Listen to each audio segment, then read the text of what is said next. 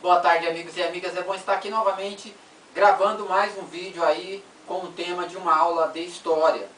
Então, esse vídeo ele é a continuação do vídeo Consequências da Primeira Guerra Mundial.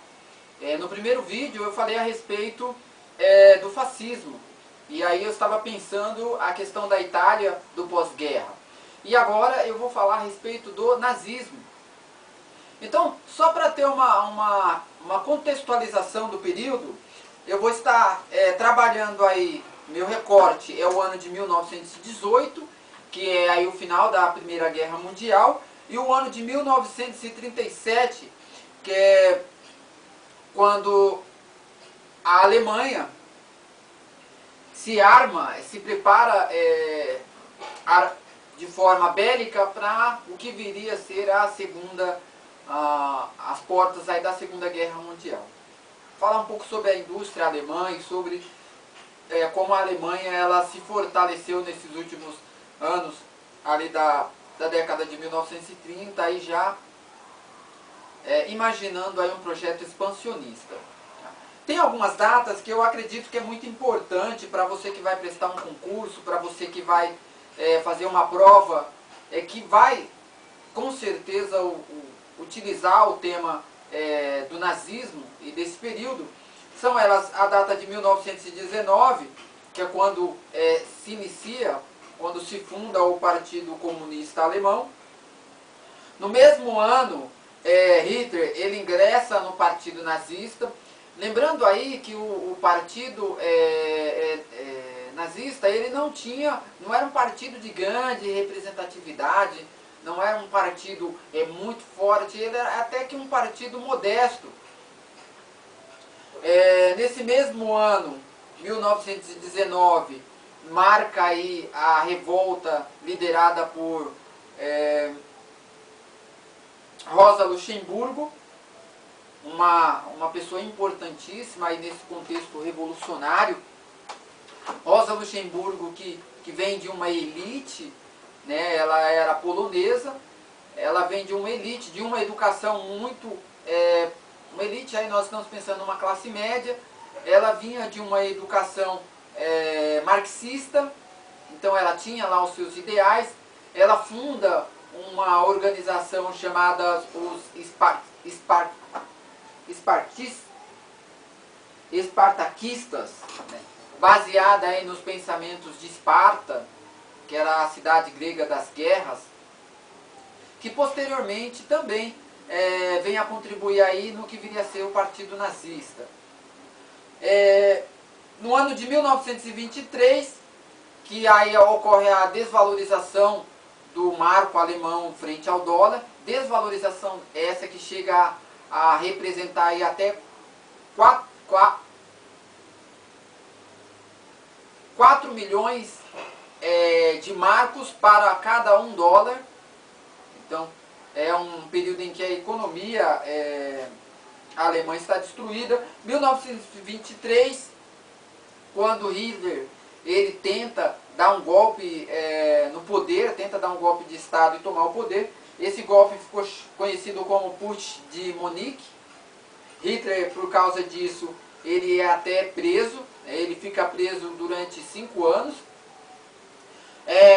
Durante esse período que Hitler fica preso, ele escreve o livro com o título Minha Luta, que retrata aí as ideologias dele, o pensamento do que seria um ideal de Estado, um ideal de nação, uma raça ariana pura, né, o antissemitismo e a exclusão aí de alguns grupos sociais, como homossexuais, negros, judeus, dessa que seria a sociedade imaginária dele, uma sociedade perfeita.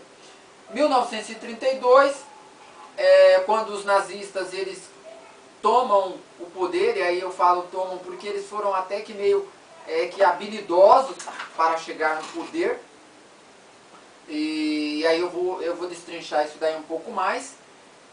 E nesse mesmo ano, Hitler ele usa de estratagemas, e aí Hitler ele é declarado primeiro-ministro, o equivalente também a chanceler, que era um cargo importantíssimo, ele estava abaixo do presidente. A Alemanha, desse período, ela está sendo governada aí por um partido social-democrata. Eles têm um parlamento e esse parlamento é constitucional. Então, a Alemanha tinha uma constituição. Em 1937, também tem a exposição em Munique. Exposição essa que é marcada pela... Exposição essa que é marcada por uma arte que vinha como finalidade última desacreditar a arte judaica. Então, uma arte que vinha ridicularizar essa arte judaica. E eles associavam os judeus à arte judaica à questão do comunismo.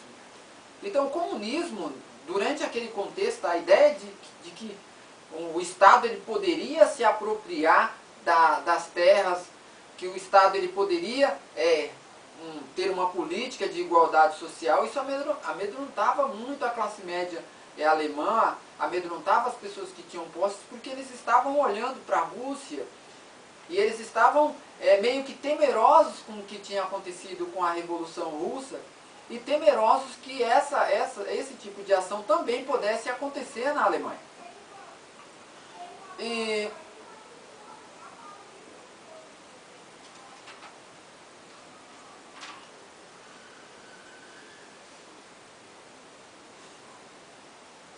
Então, quem foi Adolf Hitler?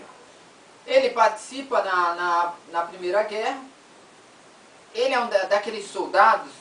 Tem dois tipos de soldados que eles participam do conflito. Tem aquele soldado que ele participa e ele volta temeroso da guerra, amedrontado por causa de todo o cenário que ele viu durante o período de guerra. E tem aquele soldado que ele volta estimulado. Então Hitler, o maior desejo dele era ser artista. Ele tentou até meio que embrenhar por esse caminho, mas ele não teve muito sucesso. Quando ele volta da Primeira Guerra, ele volta um indivíduo diferente. Não é que se pode dizer que ele estava apaixonado pela guerra, pela destruição, mas ele volta com o mesmo estímulo que a maioria dos militares voltam, com uma certa doutrina, com um pensamento ideológico mais enraizado para a questão da disciplina. Né?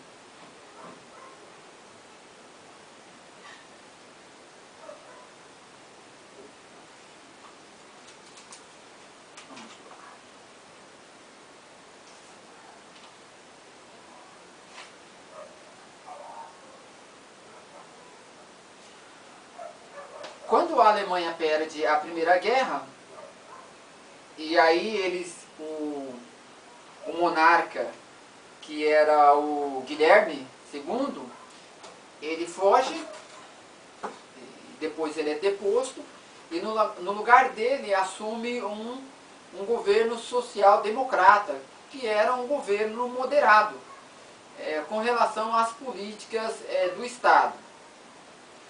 Para nós entendermos o que se passava pela mente das pessoas naquele período, é entender que as pessoas elas estão um tanto quanto desacreditadas das políticas democráticas. Elas estão um tanto quanto desacreditadas de um governo que deixasse a economia sobre as mãos de indivíduos que não tivessem uma responsabilidade direta com o Estado.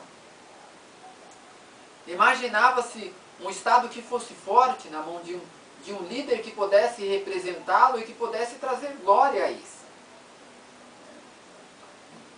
E esse é um cenário não só da Alemanha em especial, é o contexto da época. E pensando que a Alemanha ela tinha perdido a guerra e aquele sentimento de revanchismo, aquele sentimento de que eles haviam perdido algo importante, parava sobre a população. Eles fazem uma Assembleia Constituinte, e aí, no ano de 1918, eles fundam a República de Weimar. Essa república, ela vai até, é o nome que a Alemanha ela recebe até o ano de 1933. Né? A Alemanha ela passa por grandes dificuldades financeiras, porque os banqueiros estadunidenses eles tinham emprestado uma quantidade enorme de recursos para a Alemanha. E é lógico que eles iam querer esses recursos de novo. A indústria alemã, ela praticamente para de funcionar, ela fica quebrada. A Alemanha tem que pagar os altos custos da guerra para as pessoas que foram os vencedores. Porque a gente fala vencedor com uma certa reserva, porque, enfim, né, quem realmente sai vencedor de um conflito onde tantas vidas foram ceifadas. E por essa razão, esperava-se que houvesse um governo que pudesse superar esta crise e que pudesse tirar o país dessa dificuldade. É dentro desse contexto que os comunistas, aqueles que tinham os ideais comunistas, eles começam a ir de frente com o partido da situação, que era social-democrata. E aí, à frente de uma revolta, Rosa Luxemburgo lidera um grupo de indivíduos para tomar o governo, para dar um golpe no governo. A Alemanha, durante esse período, tem duas revoluções importantes. Uma acontece lá em 1919 e a outra revolta acontece lá em 1923. Dessa que Hitler ele tenta tomar o poder. Rosa Luxemburgo, juntamente com aqueles que a seguiam, foram presos e mortos. Né? Uma milícia a favor do Estado Social-Democrata tomou a frente e foi para as ruas e houve o conflito, e eles, os comunistas, aqueles que tinham o ideal comunista, eles acabam perdendo o conflito e seus líderes acabam mortos. Então, existia naquele contexto uma disputa política, né? Além de se ter a dificuldade econômica. De um lado você tinha os sociais-democratas, que era o partido da situação. Do outro lado você tinha o Partido Comunista, que era apoiado por Stalin. E do outro lado você tinha o Partido Desacreditado, que era o Partido Nazista. Porque eles entendiam o seguinte: as ideias de Hitler, elas eram tão radicais, de certa forma, que eles nunca acreditaram que ele poderia implementar aquilo, ou que as ideias dele pudessem ser aceitas e vir a formar um governo. Então, os sociais-democratas, eles buscam fazer uma aliança com os comunistas. Stalin, ele não gosta, não desejava fazer essa aliança, e aí o que acaba acontecendo é que o azarão, que eles acreditavam que não ia chegar até lá, acaba chegando ao poder, que é o Partido Nazista. Eles chegam ao poder com 37% de representação popular. Diante desse cenário, o Marechal Hindenburg, que era o líder do governo, presidente do governo, né, ele dá a Hitler o título de chanceler, que era o título de primeiro-ministro, semelhante ao título de primeiro-ministro. Hitler, é lógico que ele não queria governar sobre a batuta de uma constituição, porque ele tinha os seus próprios ideais, como eu já falei para vocês, né?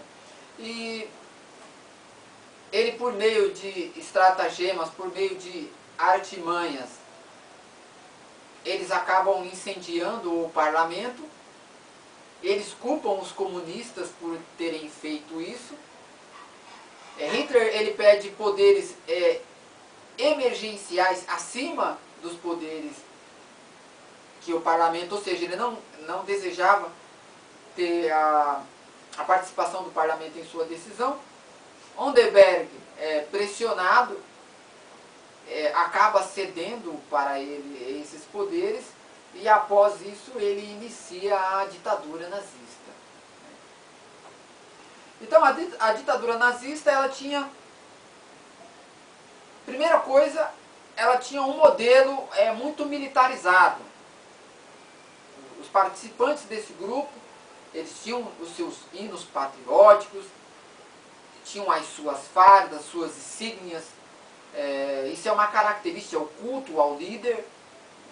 E aí ele tinha duas tropas especiais. Uma delas era a SA, que era a tropa de assalto, que era uma tropa mais rápida, que utilizava roupas pardas, camisas pardas. A SA, ela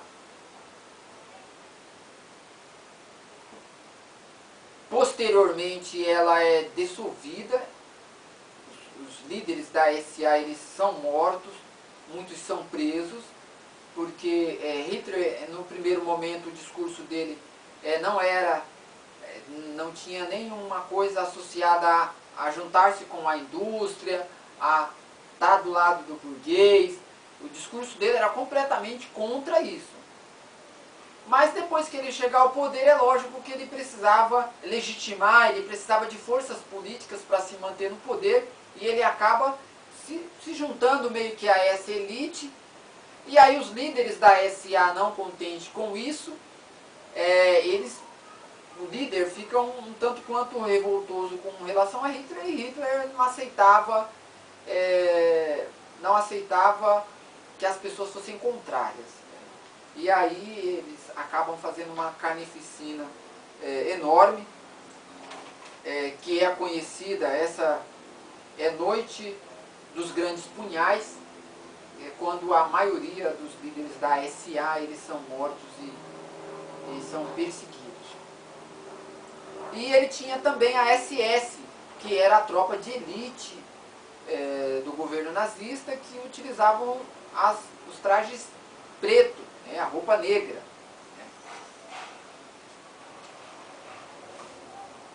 Essa era a tropa que estava preparada para todos os momentos do conflito. Eram os indivíduos que estavam mais próximos de Hitler. Tem um filme que eu assisti, que ele retrata um pouco essa hierarquia nazista, que ele se chama Operação Valkyria, que eu acho que é um filme que, para quem gosta do contexto, é lógico que existe uma ficção, né? Eles meio que romantiza, que é uma característica do cinema, mas tem muito conteúdo histórico também, que eu acho que seria apropriado para quem gosta do contexto. Uma vez estando no poder,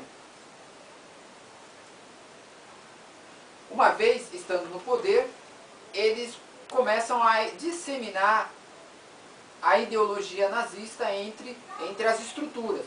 Não muito diferente do que aconteceu na Itália. As pessoas geralmente, quando vão fazer o tema nazismo e fascismo, geralmente colocam os temas juntos, porque há muita semelhança nas atitudes, nas políticas tomadas por Hitler e por Stalin. Ambos se tornam ditadores, ambos chegam ao poder por meio de estratagemas, e depois utilizam da força para mantê-lo. os desfiles eram muito praticados, existia os alto-falantes nas escolas que cantavam hinos em engrandecimento ao líder. Hindenburg, ele morre. Com a morte dele, Hitler, ele assume os dois cargos. Ele assume o cargo de presidente e de primeiro-ministro. Uma vez assumindo os dois cargos, ele se autotitula o Führer, que em uma tradução assim, se é que existe uma tradução para isso, seria o guia. Então, Mussolini se torna o Duce, que era guia lá na Itália, e Hitler se torna o Führer, que tem uma mesma conotação na Alemanha. E aí, uma vez impulsado, uma vez no poder, ele institui a juventude hitlerista, né? Que eram aí jovens que eram treinados, se plantava na cabeça desses jovens as ideologias nazistas. Nas escolas, os professores eles eram vigiados. Um professor que parecesse que estava subversivo ao governo, que estava ensinando alguma coisa contrária às ideologias do governo, esse professor ele era preso. Muitas pessoas foram presas e mortas. Tirou-se dos judeus o direito de cidadania. Foi uma das medidas tomadas por Hitler. Desapropriou-se eles das suas casas, tirou-se todos os seus bens. E o que se percebe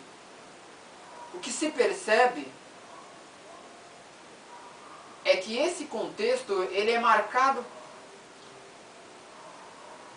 por um desacreditar na questão do que era legal. E uma vez que a ditadura ela é instalada, a Constituição que até então regia o país, ela perde sua validade. E Hitler ele passa a agir com poderes ilimitados, esses que ele deu a si mesmo. A política de governo de Hitler é investimento na indústria. A indústria alemã ela se recupera. Essa indústria ela está, na sua maioria, como eu falei no início, com base na produção de material bélico, material voltado para a guerra. E aí já é o prenúncio do que viria a ser a Segunda Guerra Mundial. Já é o prenúncio da expansão das ideologias expansionistas e da ideologia antissemita de uma raça superior que Hitler ele estava disseminando, estava plantando ali no meio daquela população. Então, vamos fazer uma revisão de texto. O contexto que nós estamos trabalhando aqui é o contexto do nazismo. Nós estamos pensando o nazismo aí pós Primeira Guerra Mundial, então o nosso recorte de tempo é o ano de 1918, o fim do conflito, e o ano de 1937, com a produção expansionista bélica alemã. Nós estamos pensando aí um país que está destruído no pós-guerra. Vem a República de Weimar, que vigora aí, é o nome da Alemanha até o ano de 1933. É uma democracia liderada por um grupo moderado e que não tinha nenhum interesse de um Estado totalitário. Hitler, ele surge como um indivíduo totalmente desacreditado, numa linguagem mais popular um bufão, né, que era uma figura ridicularizada do teatro. As pessoas não acreditavam muito nele, ele era o azarão. O partido nazista também não tinha muita representatividade, mas uma questão de falta de bom senso, de aliança entre aqueles que estavam na situação e os comunistas. Hitler, ele acaba chegando ao poder, porque a ameaça do comunismo também não era muito bem vista na Alemanha, visto que eles tinham observado na Revolução Russa, com a tomada das terras, desapropriação de residências e a dissolução dos valores da classe média burguesa. É lógico que a classe média alemã não estava muito interessada nisso. E aí a figura de um Estado forte era uma característica da época. A presença desse Estado forte era uma necessidade que as pessoas viam no contexto. E Hitler, ele surge com esse ideal de um Estado mais forte, de uma Alemanha mais representativa, e acaba vendendo o seu peixe, porque ele era um excelente orador, e acaba chegando ao poder, instituindo uma política centralizada e totalitária. Muito obrigado por me receber essa tarde em sua casa. Muito obrigado por ter apreciado, dedicado o seu tempo para assistir essa aula. Espero que ela possa ser um elemento rico aí para os seus objetivos. Espero que você possa se inscrever em nosso canal, que você possa mandar aí suas sugestões, porque nós estamos sempre abertos a temas sugestivos. Espero que você possa deixar o seu like, você possa ir lá no nosso Facebook, deixa a sua contribuição lá, acompanha o nosso material no Instagram, Emisael Mendes dos Santos. Que você tenha uma ótima tarde. É o abraço do seu professor Emisael e até a próxima aula.